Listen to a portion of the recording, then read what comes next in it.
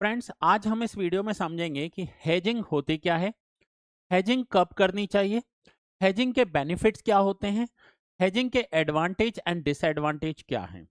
बहुत सारे स्टूडेंट्स ने रिक्वेस्ट किया था कि सर हेजिंग पर एक वीडियो बना दी। तो फ्रेंड्स, मैं अमर भाटिया, एक सेबी रजिस्टर्ड रिसर्च एनालिस्ट, इस वीडियो में हेजिंग की पूरी मीनिंग एंड कंसेप्ट क्लियर करने की कोशिश करूंगा। तो फ्रेंड्स, हेजिंग सबसे पहले मीनिंग समझ लेते हैं कि हम हेजिंग कहेंगे किसे। तो हेजिंग का मीनिंग होता है कि आप कोई भी पोजीशन ले रहे हैं तो उसमें आपको लॉस ना हो जाए, उस लॉस से बचने के लिए आप उस पोजीशन को हेज करते हैं। तो कई लोगों को लगता है कि हेजिंग एक पैसा बनाने का टूल है, बट नहीं। मैं आपको कहना चाहूंगा कि हेजिंग पैसा बचाने का एक औजार है, पैसा बचाने का एक टूल है, जिससे आप अपनी कैपिटल को प्रोटेक्ट कर सकते हैं। आइए हम एक एग्जाम्पल के साथ समझते हैं। तो इस हेजिंग को समझने के लिए आपको ऑप्शंस का, ऑप्शन बाइंग, ऑप्शन सेलिंग, जो भी आपके पास नॉलेज है उसे थोड़ी देर के लिए साइड में रखिएगा और पूरा ध्यान इधर। वीडियो को स्किप मत कीजिएगा प्लीज, और लास्ट तक देखिएगा, आपका पूरा हेजिंग का नजरिया बदलने वाला है। सपोज कीजिए कि आपने किसी स्टॉक या इंडेक्स में एक फ्यूचर बाय किया है। अब एक फ्यूचर बाय किया है, आपको प्रॉफिट कब होगा? जब वो अप जाएगा, जब वो ऊपर जाएगा, उसकी वैल्यू, चाहे वो इंडेक्स हो या कोई स्टॉक हो, अगर वो ऊपर जा रहा है तो आपको यहां पर प्रॉफिट होगा। मींस आप इसमें बुलिश हैं, बट आपको डर भी है साथ में कि अगर वो ही गिर गया तो आपको हैवी लॉस हो सकता है, आपको अनलिमिटेड लॉस हो सकता है। तो इस पोजीशन से, इस लॉस से बचने के लिए आपने क्या किया कि वो डाउन ट्रेंड में ना चला जाए, आपने उसका एक पुट बाय कर लिया। और ये आपने कौन सा पुट बाय किया? At the money, at the money का पुट बाय कर लिया। तो यहां होगा ये कि अगर ये फ्यूचर ऊपर जा रहा है तो आपको प्रॉफिट होगा। मींस आपका जो ओरिजिनल एसेट है वो ऊपर जा रहा है तो प्रॉफिट होगा। लेकिन अगर वो गिर गया तो आपको लॉस है, उस लॉस से बचाने के लिए आपने उसका पुट बाय किया है। अब थोड़ा सा और डिटेल में जाते हैं कि ये हेजिंग काम कैसे करता है। सपोज करते हैं, पहले एक अलग एग्जांपल से समझते हैं कि आपने एक 10 लाख रुपीस की कार परचेज की। अब इस 10 लाख रुपीस की कार वैसे तो हर कोई संभाल कर चलाता है, लेकिन कोई एक्सीडेंट हो गया या कुछ डैमेज हो गया या पार्किंग में ही आपने पार्क करके रखा है और किसी और ने उसे डैमेज कर दिया, तो आपका हो जाएगा लॉस।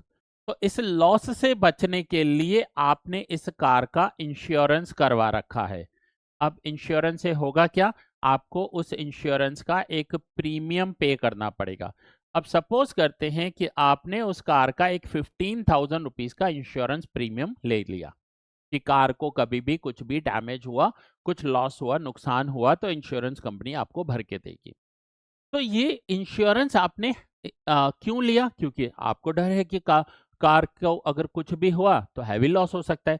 तो लॉस से बचने के लिए जैसे आपने यहाँ पर इंश्योरेंस प्रीमियम लिया, तो मैं कह सकता हूं कि आपने ओरिजिनल एसेट को हेज कर दिया। हेज कर दिया मींस आपने एक प्रीमियम पे करके अपना लॉस दे दिया इंश्योरेंस कंपनी को। अब अगर कार को लॉस होगा तो इंश्योरेंस कंपनी आपका पैसा भर के देगी, कंपेंसेट करेगी। पूरा नहीं मिलेगा लेकिन कुछ तो मिलेगा। ठीक है। सो सेम, अब हम आते हैं यहां पर। आपने किसी भी स्टॉक का, सपोज करते हैं आपने रिलायंस का एक इक्विटी शेयर ले लिया या रिलायंस का एक फ्यूचर ले लिया। अब अगर ये ऊपर जा रहे हैं तो आपको प्रॉफिट होगा, लेकिन सपोज अगर ये गिर गया तो आपको हैवी लॉस भी हो सकता है। तो उस लॉस से बचने के लिए आपने इस पोजीशन को हेज कर लिया। हेज कर लिया तो आपने क्या कर लिया? इसका एक पुट बाय कर लिया। अब सपोज कीजिए कि अगर ये अप ट्रेंड में गया, हो सकता है यहां पर आपको 100 रुपीज का प्रॉफिट हो जाए। मैं एक एग्जांपल ले रहा हूं, 100 रुपीज। ये अमाउंट थाउजेंड्स में हो सकते हैं या लैक्स में भी हो सकते हैं। तो अगर ये पोजीशन ऊपर गई तो आपको यहां पर सपोज करते हैं 100 रुपीज का प्रॉफिट हो जाएगा। लेकिन ऊपर गया तो, लेकिन ये भी हो सकता है कि ये नीचे आ जाए। नीचे आ जाएगा तो लॉस हो जाएगा। तो नीचे आ गया, अगर ये गिर गया तो आपका एक पुट पोजीशन बाय किया हुआ है, उस पुट पोजीशन की वैल्यू इंक्रीज हो जाएगी। तो ये पुट पोजीशन आपने बाय किया है, इस पोजीशन को हेज करने के लिए। पर हम सिनेरियो 1 पर आते हैं कि सपोज कीजिए ये ऊपर चला गया। अगर ये ऊपर चला गया तो आपके पुट की वैल्यू हो जाएगी 0। उस कंडीशन में आपका पुट हो जाएगा 0 और आपको प्रॉफिट होगा यहां से। लेकिन अगर ये गिर गया तो आपको यहां पर इस पोजीशन में लॉस फेस करना पड़ेगा। बट उस लॉस का, अब जैसे कि आपने एटीएम लिया हुआ है, तो उस लॉस का अप्रोक्स 50% जितना यहां रिकवर हो जाएगा, क्योंकि आपने उसी पोजीशन को हेज किया हुआ है, उसी पोजीशन का पुट बाय किया हुआ है। तो फाइनली हम डिस्कस करें कि हेज है क्या। एक आप इंश्योरेंस ले रहे हो, आपने इक्विटी लिया, ऊपर गया, अच्छी बात है, आपको प्रॉफिट होगा। उस कंडीशन में आपका इंश्योरेंस प्रीमियम मींस जो पुट की वैल्यू है वो 0 हो जाएगी। लेकिन अगर वो ऊपर नहीं गया और वो गिर गया तो आपको ओरिजिनल पोजीशन में, जो ओरिजिनल इक्विटी है या फ्यूचर है या एसेट है, वहां लॉस होगा। बट उसका एक छोटा सा पोर्शन, हम कह सकते हैं 50% जितना लॉस रिकवर हो जाएगा। इसलिए आप देखिए कि जब भी आप हेज करते हैं पोजीशन को, तो आपका जो मार्जिन रिक्वायरमेंट है वो लिमिटेड हो जाता है, कम हो जाता है। क्यों कम हो जाता है? क्योंकि अब आपको लॉस से बचाने के लिए आपका इंश्योरेंस है। ये आपकी कार है, ये आपका इंश्योरेंस है।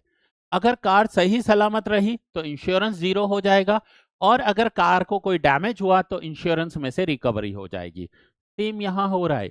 अगर आपका ओरिजिनल एसेट ऊपर जा रहा है, आपको प्रॉफिट होगा, आपका इंश्योरेंस वैल्यू 0 हो जाएगा, मींस आपका पुट का वैल्यू, पुट का प्रीमियम 0 हो जाएगा। और अगर गिर गया तो पुट में से आपको थोड़ा सा रिकवर होगा, जो आपको लॉस से बचाएगा। तो फ्रेंड्स, वंस अगेन मैं आपको बता दूं कि जो हेज करना है वो कोई प्रॉफिट बनाने का कोई साधन नहीं है, प्रॉफिट बनाने का कोई टूल नहीं है। बहुत सारे यूट्यूबर्स या वीडियोस ऐसे बने हुए हैं कि आप हेज कीजिए, ये कीजिए। मैं सिंपल सा आपको बता रहा हूं, मुझे ज्यादा मार्केटिंग करना नहीं आता। आप सिर्फ ये समझिए कि आप अपनी कार को बचाने के लिए इंश्योरेंस ले रहे हैं। अगर कार सही सलामत है तो इंश्योरेंस वैल्यू 1 साल के बाद 0 हो जाएगी, आपको फिर से रिन्यू करना पड़ेगा। और अगर कार को कुछ लॉस हुआ तो इंश्योरेंस कंपनी आपको कंपेंसेट करेगी, पूरा या पार्शियल, वो डिपेंड करता है कंडीशन पर। तो सेम आप यहां भी समझ लीजिए कि आपने एक इक्विटी पोजीशन ली, आपने एक इक्विटी पोजीशन ली। अगर वो पोजीशन अच्छी जा रही है तो आपको वहां प्रॉफिट होगा, लेकिन अगर वो गिर गया और लॉस हो गया तो आपको पुट बचा लेगा।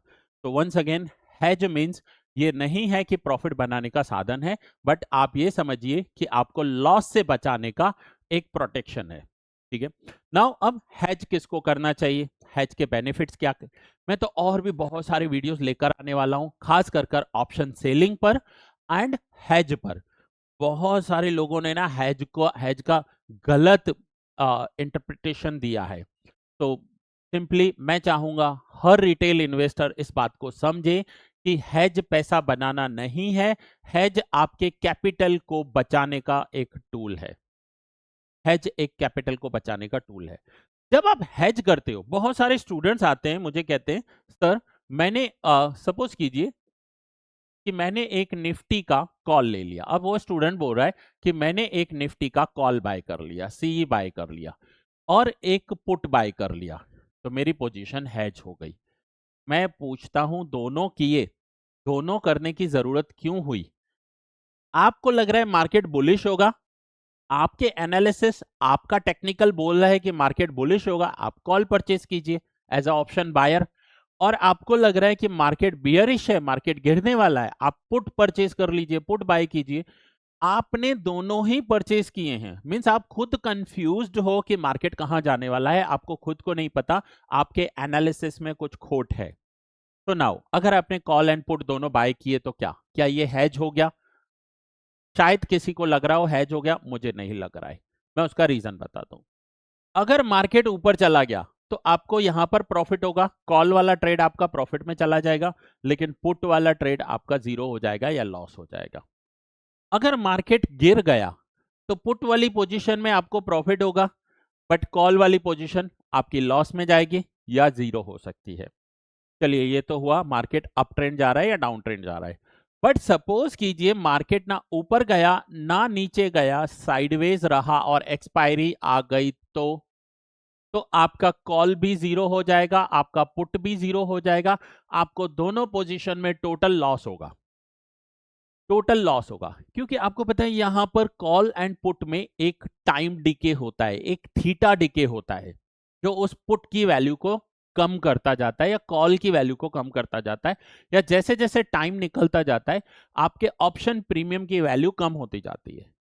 तो अगर एक्सपायरी आ गई और मार्केट साइडवेज रहा, आपकी दोनों पोजीशन में लॉस हो जाएगा। तो वंस अगेन माइंड में से ये मिथ निकाल दीजिए कि अगर मैंने कॉल भी लिया और पुट भी लिया तो मैं सेफ हूं। नहीं, मार्केट साइडवेज हो रहा, दोनों पोजीशंस आपकी लॉस में चली जाएंगी। फ्रेंड्स, एक चीज है कि स्टॉक मार्केट में लोग पैसा इसलिए नहीं गंवाते कि वो सही ट्रेड नहीं लेते। यहां पर है lack of knowledge, lack of education. उन्हें पता ही नहीं कि मार्केट में ट्रेड लेना कैसे है, कब लेना है, तो उस वजह से लोग लॉस कर बैठते हैं। तो मैं फिर से बता रहा हूं, एक ही पोजीशन में कॉल लेना और उसी पोजीशन में पुट लेना, अगर मार्केट साइडवेज हो गया आपको हैवी लॉस हो सकता है, आपको हैवी लॉस हो। तो एक बार फिर से आप देख लीजिए कि पोजीशन को सिक्योर करना एक अलग बात हो जाती है, वो हो जाता है लॉस से बचना, और उसी पोजीशन में हैज करके जाना। हैज करने से होता क्या है, आपका प्रॉफिट कम हो जाता है, आपका प्रॉफिट रिड्यूस हो जाता है। रीजन, सपोज कीजिए आपने एक फ्यूचर परचेज किया, आपने इक्विटी परचेज किया, आपको लगा मार्केट ऊपर जाएगा, एंड सच में मार्केट ऊपर चला गया, मार्केट एक अप ट्रेंड में चला गया, लेकिन आपने जो पुट का प्रीमियम दिया होगा वो तो जीरो हो जाएगा।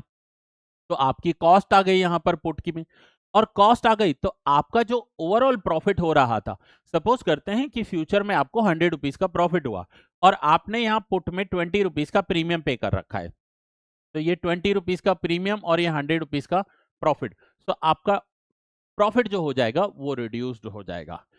दोनों ट्रेड्स में आपको ब्रोकरेज लगने वाली है एंड टैक्सेस लगने वाले हैं, तो आप अपनी प्रॉफिटेबिलिटी को डिक्रीज कर रहे हो हैज करके। मैं ये नहीं कहता हूं हैज नहीं करना चाहिए, कर सकते हैं, लेकिन ऑप्शन बायर से ज्यादा जो प्रॉफिट होता है हैज करने का, वो ऑप्शन सेलर को होता है। ऑप्शन बायर से ज्यादा ऑप्शन सेलर को होता है।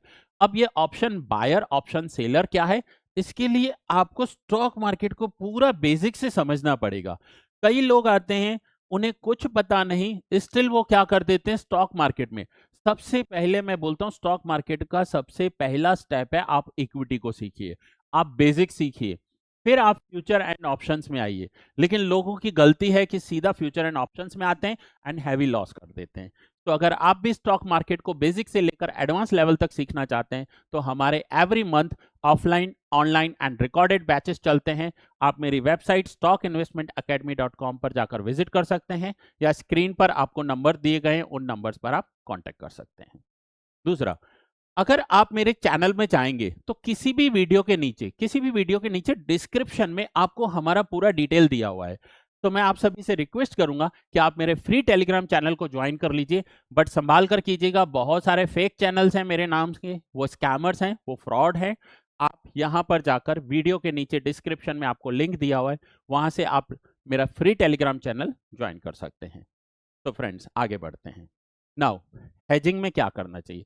ऐसे में ही अगर आपने सपोज कीजिए कोई डाउन ट्रेंड लिया है, अब आपने डाउन ट्रेंड लिया है का मतलब आपने एक शॉर्ट पोजीशन ली है, आपने एक फ्यूचर में शॉर्ट पोजीशन ली है, आपको लग रहा है कि मार्केट गिरेगा, ठीक है, मार्केट अगर बियरिश है तो आपको प्रॉफिट होगा, बट हो सकता है ये मार्केट ऊपर चला जाए और अप ट्रेंड में हो जाए, तो आपने इस फ्यूचर के साथ क्या किया है, एक कॉल बाय कर दिया है, कॉल बाय किया है। अब दोनों पोजीशन समझ लिए, अगर गिर गया, सच में गिर गया, बियरिश हो गया, तो आपको यहां से प्रॉफिट होगा, लेकिन आपके कॉल की वैल्यू जीरो हो जाएगी।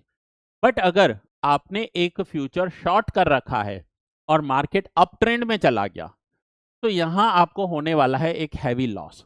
बट उस हैवी लॉस से बचाने के लिए आपके पास हेज किया हुआ है एक कॉल पोजीशन। तो अगर फ्यूचर में लॉस हो रहा है तो आपको उस कॉल पोजीशन में से कुछ हिस्सा, पूरा का पूरा तो नहीं कह सकते, बट एक कुछ हिस्सा आपको प्रॉफिट हो जाएगा, तो आपका ओवरऑल जो लॉस है वो कम हो जाएगा, आपकी कैपिटल जो है वो प्रोटेक्टेड रहेगी।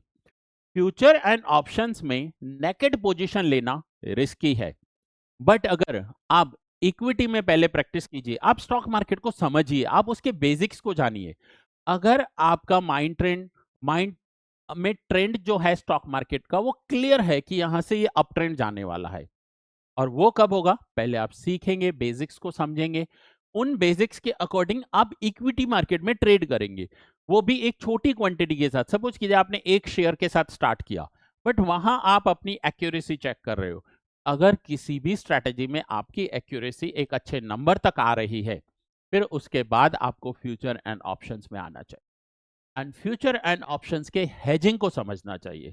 मैं फिर से बोल रहा हूं, मैं पूरे का पूरा सीरीज लेकर आ रहा हूं जिसमें option buying, option selling, hedging की स्ट्रैटेजीज एंड विथ एग्जांपल्स कि अगर आप हेज कर रहे हो तो आपको कितना प्रॉफिट हो रहा है, और अगर आप हेज नहीं कर रहे हो तो आपको लॉस कितना हो रहा है।